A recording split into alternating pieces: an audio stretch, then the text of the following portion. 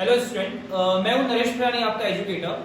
आज हम class 10 CBSE board का चैप्टर नंबर 2 स्टार्ट करने जा रहे हैं, जो है पॉलिनोमियल। तो देखते हैं पॉलिनोमियल होता क्या है।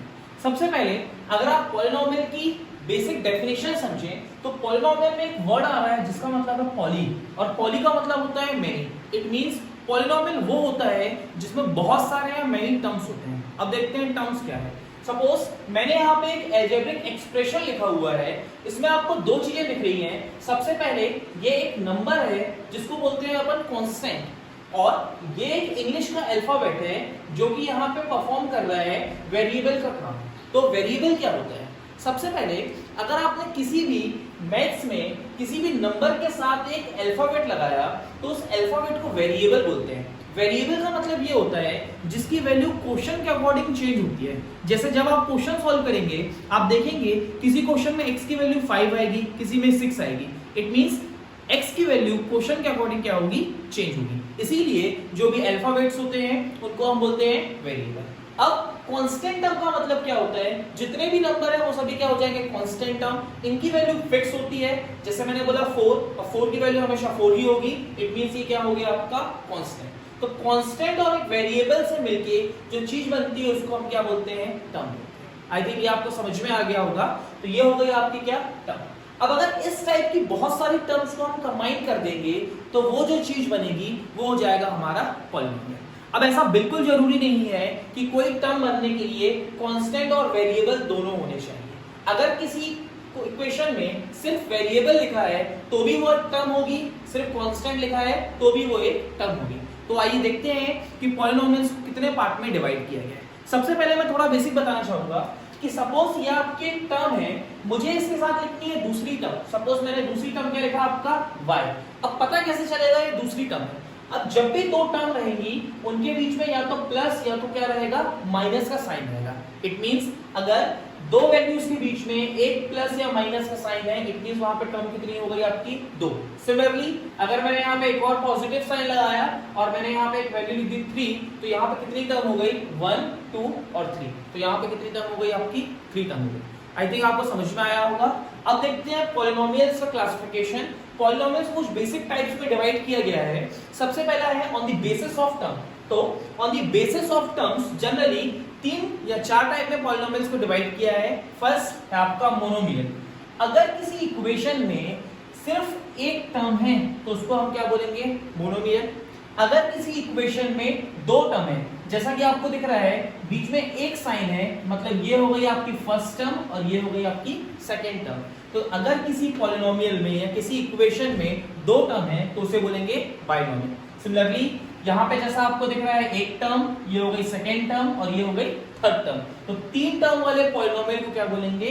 ट्राइनोमियल। और अगर किसी इक्वेशन में 3 से ज्यादा टर्म हो जाए तो उसके लिए कोई नाम स्पेसिफाई नहीं किया गया है, उसको डायरेक्टली सिंपल हम क्या बोल देंगे?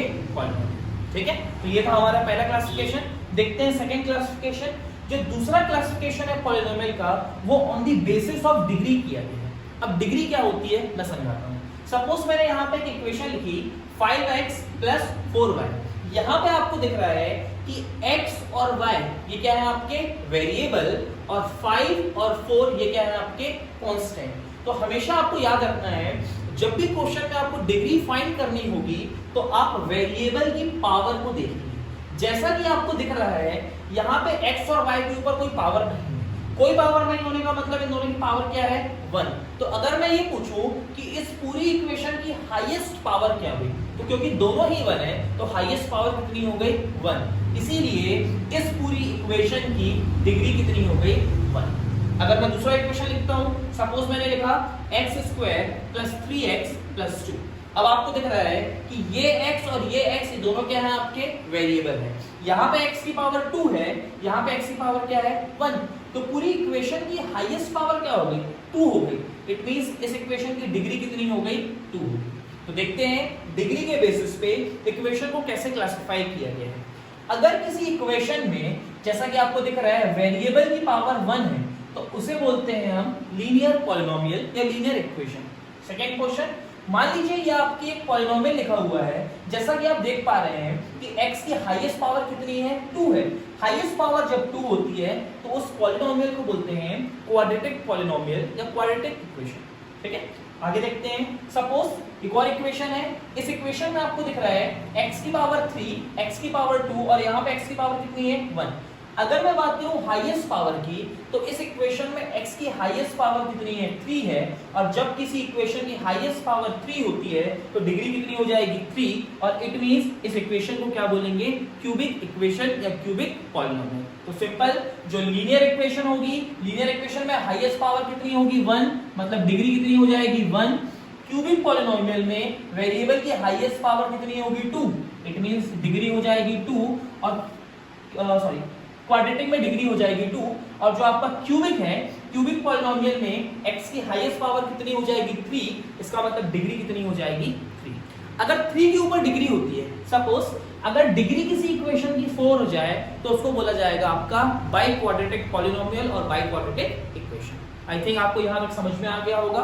देखते हैं नेक्स्ट क्लासिफिकेशन। जो नेक्स्ट क्लासिफिकेशन है पॉलिनोमियल का, वो है on the basis of variables.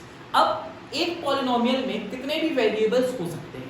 अब उन वेरिएबल्स के नंबर के अकॉर्डिंग इक्वेशंस को कैसे लिखेंगे। सपोज मैंने यहाँ पे एक इक्वेशन लिखा है जिसमें सिर्फ एक वेरिएबल है, इट मींस ये पॉलिनोमियल हो गया आपका 1 वेरिएबल।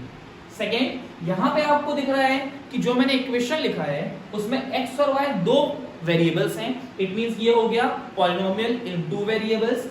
सेम टू सेम जैसा आप देख पा रहे हैं यहाँ पे x, y और z 3 वेरिएबल है, तो ये हो गया आपका पॉलिनोमियल इन 3 वेरिएबल। सिमिलरली आप चाहें तो जितने भी वेरिएबल लगा के आप अपनी पॉलिनोमियल या इक्वेशन को फॉर्म कर सकते हैं। आई थिंक आप लोगों को यहाँ तक सभी को समझ में आ गया होगा। नेक्स्ट देखते हैं कॉन्सेप्ट जो आपने 9th क्लास में सीखा है। अब वो कॉन्सेप्ट ये है, सपोज मैंने एक इक्वेशन लिखी 3x² + 4x + 3। अब यहाँ पे आपसे सब कुछ पूछा गया है कि इस इक्वेशन की डिग्री बताइए, टर्म्स बताइए और ये बताइए कि यहाँ कितने वेरिएबल हैं। तो कैसे बताएंगे, ध्यान से अगर आप देखें तो यहाँ पे 2 साइन हैं। 2 साइन होने का मतलब कितने टर्म हो गए, ये हो गया आपका first term, second term, 3 term. तो यहाँ पे टोटल कितने टर्म हो गए, 3 टर्म हो गए। और अगर किसी इक्वेशन में 3 टर्म होते हैं तो उस इक्वेशन को क्या बोलते हैं, ट्राइनोमियल। तो ये इक्वेशन हो गई आपकी क्या, ट्राइनोमियल। नेक्स्ट बात करते हैं कि इसकी डिग्री क्या है। जैसा कि आपको दिख रहा है जो वेरिएबल है, वेरिएबल की हाईएस्ट पावर कितनी है, 2। वेरिएबल की हाईएस्ट पावर 2 है, इट मींस इस इक्वेशन की डिग्री कितनी हो गई, 2। और जब इक्वेशन की डिग्री 2 होती है तो उस इक्वेशन को हम बोलते हैं क्वाड्रेटिक इक्वेशन।